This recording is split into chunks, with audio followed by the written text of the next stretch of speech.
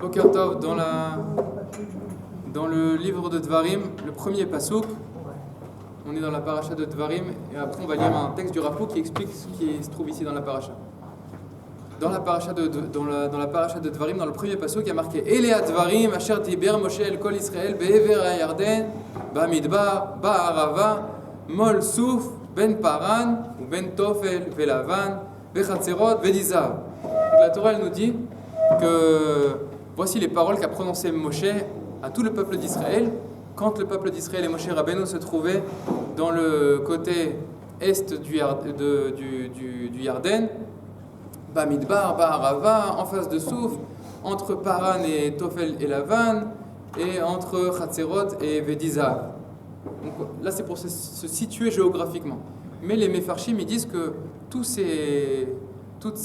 les commentateurs ils disent que tous ces lieux qui sont cités, c'est pour faire allusion à tous les endroits où les Béni Israël ils ont fait des problèmes et ils ont eu des épreuves et il y a eu le Hegel, etc. Donc chaque endroit fait allusion à une épreuve qu'a passé le peuple d'Israël, à une faute qu'a fait le peuple d'Israël.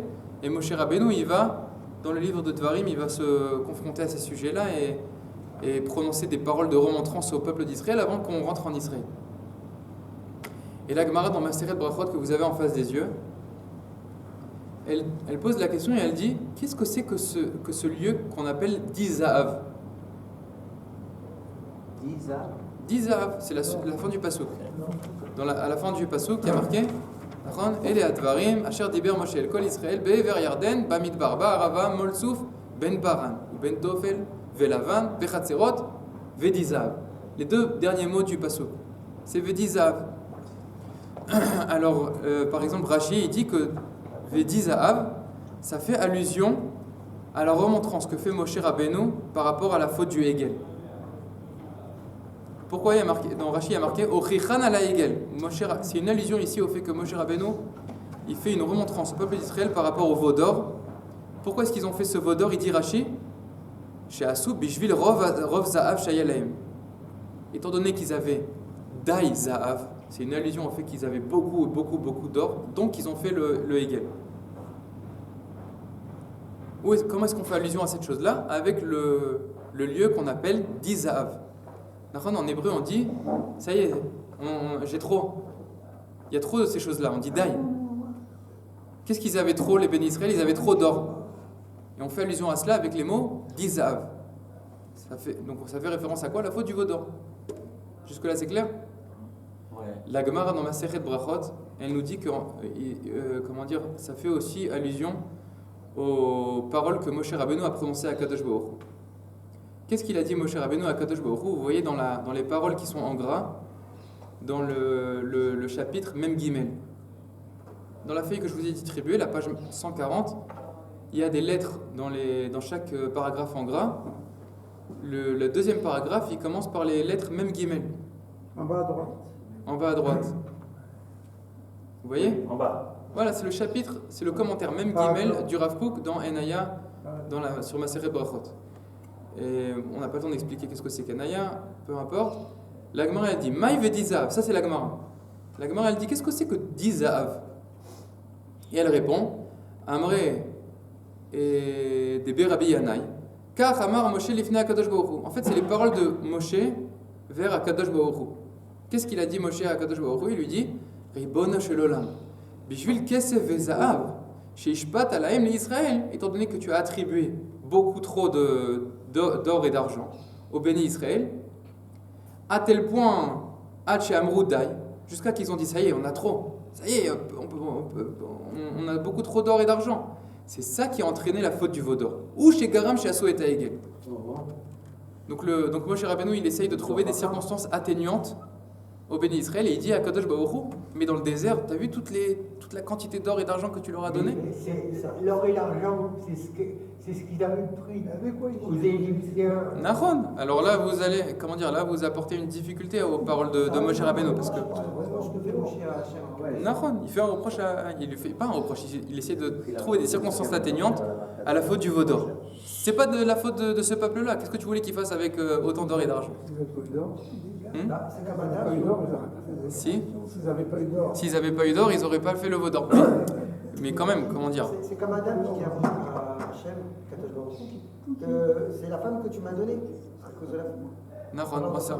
C'est à peu près là le. Ok, on peut on peut voir les choses comme ça, mais en tout cas, si on est quelqu'un de fin et d'intelligent, etc., on se dit, ça tient pas debout de 3 secondes cet argument-là. Moshe Rabbeinu, c'est pas un enfant. Ah, tu nous as donné beaucoup d'argent et d'or, donc juste après le don de la Torah à Or Sinaï, on a fait le veau d'or. C'est pas, ça se lit pas de manière fluide. C'est pour ça qu'on a besoin du Rav Kook dans Enaya. Et comment on traite le problème que là, en fait, l'or vient de l'Égypte et non pas dans le désert? Comment on traite ça? Peu importe. Tu as fait en sorte à Kadosh Baruch Hu que ce peuple-là détient beaucoup d'or et d'argent dans le désert. Qu'est-ce que tu voulais qu'il fasse avec ces choses-là? Donc le Rav Kook, il nous explique les choses comme ça. Il nous dit il y a quelque chose de très important. Je ne sais pas si on aura le temps de tout lire, mais on va voir. Ce qu'on n'aura pas le temps, je le dirai à l'oral. Il nous dit comme ça.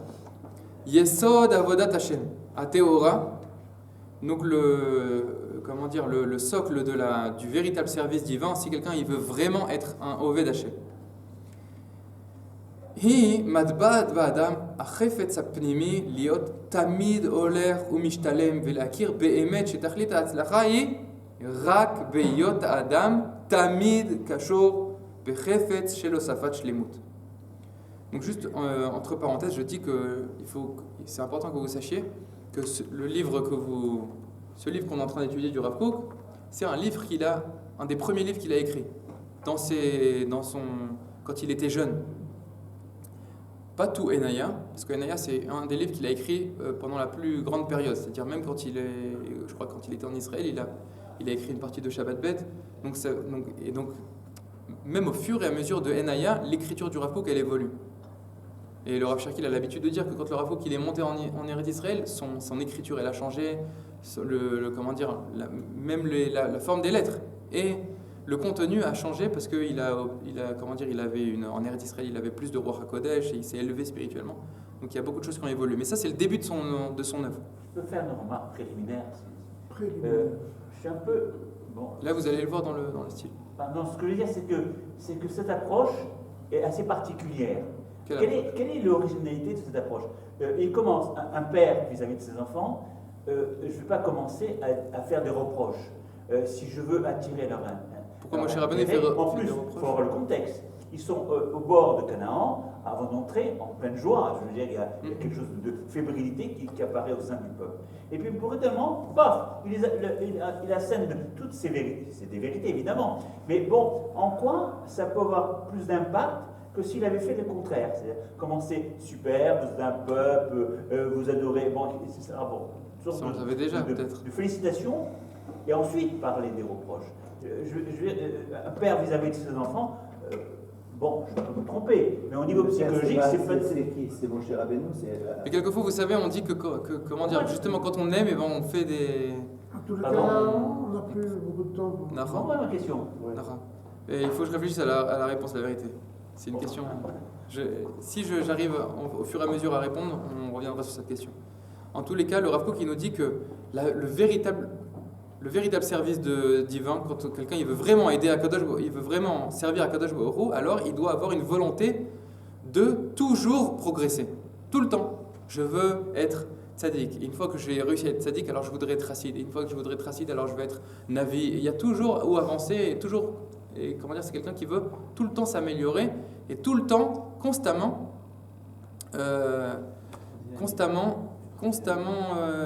s'élever, être dans une élévation constante. Se dépasser. Parce que le but de la vie, c'est de se rapprocher de Dieu. Et Dieu, il est infini. Alken kol ma'alat ha'adami shebecholet yosif ma'ala bekirvato el Hashem yitbarach. Donc, quelqu'un qui est véritablement un tzaddik, c'est quelqu'un qui constamment il s'élève et il se rapproche encore et encore de Hakadosh Baruch Hu et des idéaux divins. Vezot ha'sheifa en la tachlit ve'leolam lo yuchal adam lomar bezeh dai. Et sur ça, jamais une personne dira dai, c'est bon, je suis arrivé, ce que j'ai me convient. Non. Au moment où tu dis que ce que j'ai me convient, là tu tombes dans la avodat zara. Parce que tu as limité tes horizons et tu dis voilà, moi mes idéaux, ils sont juste dans ce domaine-là. pour moi, aimer Akadosh Baruch Hu et faire la Torah, c'est avant tout aimer l'autre et rien d'autre. Une fois que je me suis élevé à ce niveau-là, ça y est, pour moi, ça me suffit. Donc tu as limité ce qui est pour toi le divin, donc apparemment, c'est pas quelque chose de divin, c'est quelque chose de limité, c'est de la Vodazara. Et qui colle Ma'ala, chez Yale Be'ashlemut Hamitit. On est dans le. C'est une approche de la Vodazara. C'est une approche de la Vodazara. De- On a une certaine influence d'idolâtrie ici. Qui colle Ma'ala, chez Yale Be'ashlemut Hamitit. Teorereu la date. Erliknot od kama ma'alot asmuchot là. Il explique le Rav que toute personne qui s'élève à un certain niveau, alors ça lui réveille chez lui une curiosité. Comment est-ce que je peux m'élever au niveau qui est juste au-dessus? Et une fois que je suis arrivé au niveau juste au-dessus, peut-être que je peux monter la marche qui est encore au-dessus.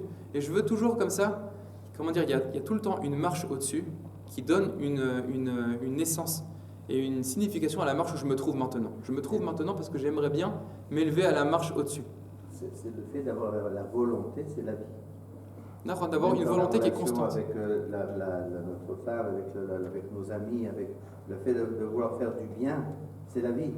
Tu veux créer quelque chose. Oui, mais je veux tout le temps m'élever à quelque chose d'autre. Mais je vais vous donner peut-être un exemple. Je ne sais pas si c'est un véritable exemple. C'est moi qui ai réfléchi à ça. Mais même dans la vie du peuple d'Israël, c'est la même chose. On peut être le peuple d'Israël, et le peuple d'Israël, c'est un peuple qui a un idéal infini. On veut, en fin de compte, le dévoilement de Dieu en notre sein. Et ça, c'est quelque chose, on n'a pas idée de ce que c'est. À l'inverse de cela, un goy en France, il a une certaine idée de la France. Et une fois qu'on a réalisé cette chose-là, ça nous suffit. Nous, on n'a pas de pensée comme cela. On aimerait bien que l'infini se dévoile et se dévoile à l'intérieur du Beth Amikdash. Et ça, pour schématiser, on n'a pas idée de ce que ça signifie. On n'aura jamais idée de ce que ça signifie. Parce que même le Beth Amikdash, c'est pas une fin en soi. Nahon. Au contraire, c'est un début. Nahon. C'est le début de l'histoire. Et là, on est en devenir. Tandis que dans les nations, il y a une certaine idée de la nation. Qu'est-ce que ça doit être? Notre nation, ça doit être ça. Et pas autre chose. Donc c'est quelque chose de limité. Ou mitor hasheifa chez la vodat Hashem. Combien de temps il nous reste? Parce que je veux pas. Peut-être plus, parce que le Rav, il n'est pas encore arrivé. Non, 20 minutes encore. Top. Alors regardez, on est dans le deuxième paragraphe, dans la deuxième colonne. On est passé à la colonne de gauche, qui colle ma'ala. שיעלה בהשלמות האמיתית, תעוררו לדעת איך לקנות עוד כמה מעלות הסמוכות לה, ומתוך השאיפה של עבודת השם, יכיר שאין תכלית ההצלחה לאדם לומר שהשיג כל השלמות הראויה לו להשיג, כי אם שהוא תמיד שוקק להוסיף שלמות.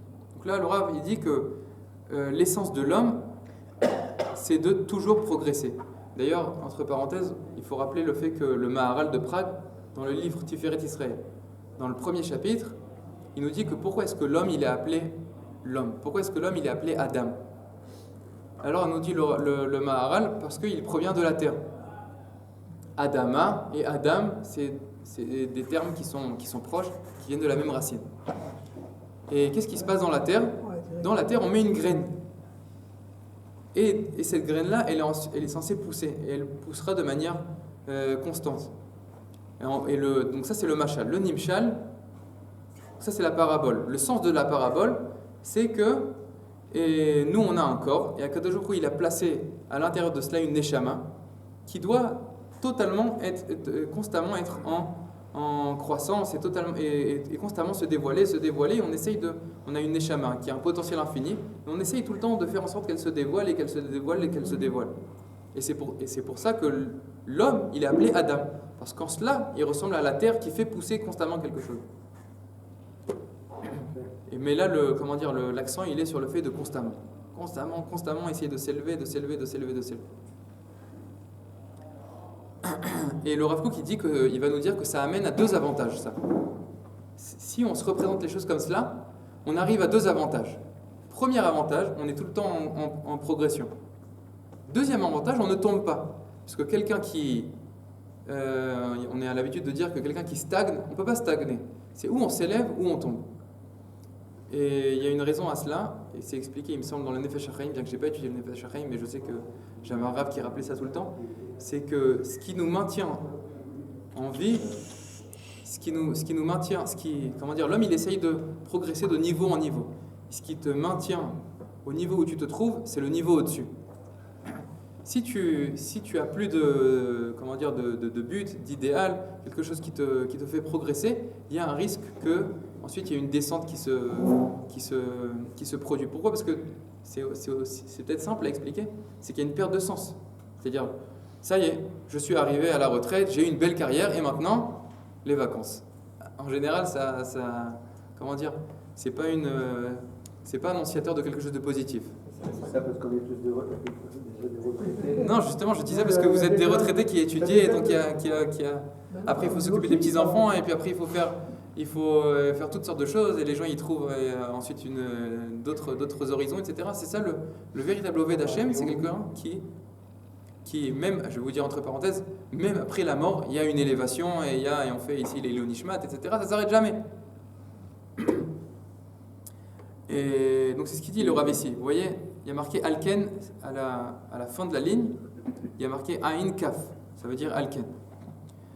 Donc celui qui est véritablement Oved Hashem, Alken, Yosif Be'emet Oved Amiti, c'est la 7e ligne à peu près, Ma'alot Yekarot, Dvar Yam Beyomo, chaque jour l'homme il essaiera de progresser. On dit dans la tfila, et ça aussi le Rav Kook il a une explication sur ça, dans la tfila on dit Yehi Ratzon Milefanecha Shtatzileni Ayom Ufrol Yom Me'azeh Panim ou Me'azut Panim. Et le Rav Kook là-bas il fait remarquer qu'il y a marqué Ayom Ufrol Yom, c'est-à-dire que pour s'éloigner de quelque chose qui peut me causer un tort, je dois être en constante élévation. Et donc on prie pour que ça se produise chaque jour. Ayom ou Frolium. Et c'est pas en vain qu'il y a marqué dans cette fila-là, Ayom ou Vecholium. On comprend aussi Ayom, aujourd'hui, ou Vecholium, et toute la journée. Non, parce qu'il y aurait eu marqué ou Vechol Ayom. Vechol Ayom. Et Alken Yosif Behemet Aoved Amiti, Ma'alot Yekarot, Dvar Yom Beyomo. Ou Beze Adam Mitromem, Letachlito Amitit, Viniskar Bishtaim. Donc quand un homme il est en constante élévation, il a 2 salaires. Premier salaire, Bema She Mosif Tamid Ma'ala. Le premier salaire, c'est que je progresse tout le temps. Et le deuxième salaire, c'est qu'il est protégé d'une descente dans les abîmes. Chez Meacher, chez Bekirbo, Boeret Tchuka Pnimit Leosif Idron Vadaï et Meshamarto Tchuka Gdusha Zot Miredet El Shachat Apritut Beavdat Amusar Va'amalot. Et ensuite, le Rav Kook, je ne sais pas si vous voyez, il y a une ligne qui commence par les mots Omnam Beto'avat Avodazara. Donc là, le Rav Kook, il va définir qu'est-ce que c'est que l'Avodazara. C'est la ligne 1, 2, 3, 4, 5, 6, 7, 8, 9, 10, 11, 12. La 12e ligne a marqué Omnam. Dans l'abomination de la Avodazara, de l'idolâtrie, l'homme perdra tout le bien. Yovad Kol Atovazé. Tout le bien qu'on vient de décrire de l'élévation constante, elle sera perdue. Et l'élévation constante, il dit le Rav Kook, c'est l'essence de l'homme. Et donc tout ça, ce sera perdu, mais davek bedavar mogbal. À partir du moment où j'essaye d'être en connexion et mon idéal, c'est quelque chose de limité, alors on tombe dans l'idolâtrie. Et c'est ce qu'ils ont fait dans le Vaudor. C'est ce qu'ils ont fait dans le Vaudor. C'est comment dire, c'est proche de ce qui a été dans le Vaudor. C'est le danger du Vaudor. Alors, on va pas tout lire, mais le Rav Kook dans la suite de son texte, il explique la chose suivante. Et ça, c'est le point le plus important de ce chidouche là. Le Rav Kook, il va nous dire la chose suivante, c'est que Akadosh Baruch Hu, il sait que d'un côté, on peut être en élévation constante et être en lien avec l'infini et avec Akadosh Baruch Hu, à quelque chose qui est séparé de toute limitation, qui est séparé de la matière, c'est quelque chose de... Et une vision matérielle des choses, c'est une vision où les choses elles sont limitées. À l'inverse, quand je sers à Kadosh Baruch Hu, alors j'ai un idéal et j'ai des idéaux qui n'ont pas d'horizon, qui n'ont pas de limite, qui sont infinis. Donc à Kadosh Baruch Hu, il sait qu'il y a ces deux visions-là possibles. Comment est-ce qu'il fait à Kadosh Baruch Hu pour qu'on ne tombe pas dans la Vodazara? Alors il nous dit le Rav Kook qu'à Kadosh Baruch Hu, il a une solution très originale. Il fait en sorte que, de manière naturelle, l'homme, il veut toujours progresser. L'homme, il veut tout le temps progresser. Dans quel domaine? Dans le domaine matériel. Je suis je prends ça un exemple qui me passe par la tête. Je suis un paquis en français? Employé. Un employé. Je suis un simple employé dans la banque. Ensuite, j'ai envie de progresser. J'aimerais bien être promu chef de l'équipe. Ensuite, j'aimerais bien être directeur de la banque. Et ensuite, j'aimerais bien être directeur de banque. Et ça ne s'arrête jamais. Dans le domaine matériel, ça ne s'arrête jamais. Et quand j'ai une maison, j'en voudrais bien une deuxième. Et puis après, je joue au Monopoly et j'aimerais bien toute la rue, etc. C'est naturel chez l'homme de toujours vouloir progresser dans ses acquis physiques et matériels. C'est une intuition naturelle chez l'homme. Mais à un moment donné, l'homme il est censé percevoir qu'il aimerait bien que ce soit la même chose dans le spirituel. D'accord? L'homme il est censé prendre cette particularité qu'il a chez lui et le traduire dans un monde spirituel. Dans le monde spirituel aussi, je veux être en constante élévation. Maintenant, le Rav Kook dit que si on habite dans un État, dans une société, dans un pays, alors on se dit mais on n'aura jamais assez de ressources pour arriver à nos fins. Et à chaque fois qu'on a davantage de ressources, le pays progresse. Donc quand un homme il habite dans une société, c'est plus facile pour lui de se représenter les choses et de se dire voilà. Et de la même manière que si je progresse constamment dans le matériel, j'arrive à des nouveaux acquis, alors c'est la même chose dans le spirituel. Et donc l'homme dans une société, il se représentera la Avodat Hashem de manière saine. Mais dans le désert, on a une vision très limitée des choses. Dans le désert, surtout les Béni Israël dans le désert, ils vivaient avec une vision, avec des miracles. La Kadosh Baruch Hu leur amenait beaucoup d'or et beaucoup d'argent et beaucoup de ressources. Et donc, naturellement, les Béni Israël, qu'est-ce qu'ils se sont dit? Ils se sont construits une vision des choses dans lesquelles, et dans le matériel et dans le spirituel, il n'y a pas besoin de voir loin. On a ce qu'il faut. Donc, en gros, Akadosh Baruch Hu, il dit à Moshe Rabbeinu, il dit à Akadosh Baruch Hu, l'atmosphère dans laquelle tu nous as placés dans le désert, c'est une atmosphère qui est réduite. On n'a pas besoin d'espérer de grandes choses, etc. Parce que tout l'or et l'argent qu'on a, ça nous suffit dans la vie de tous les jours. On n'a pas besoin de plus. Et le fait que l'horizon a été limité, il dit Moshe Rabbeinu à Kadosh Baruch Hu, ça les a poussés à dire Daï, on a trop d'argent, on n'a pas besoin de plus. Et comme ils se sont, et cette amira-là, le fait de dire Daï dans le matériel, ça les a amenés à la possibilité de dire Daï dans le spirituel, et ça a rendu plus proche la possibilité de la faute. C'est ça la circonstance atténuante que Moshe Rabbeinu il trouve à dire face à Kadosh Baruch Hu. Tu les as placés dans une atmosphère où ils ne voient pas qu'il n'y a pas de limite, Il n'y avait pas d'utilité dans le désert.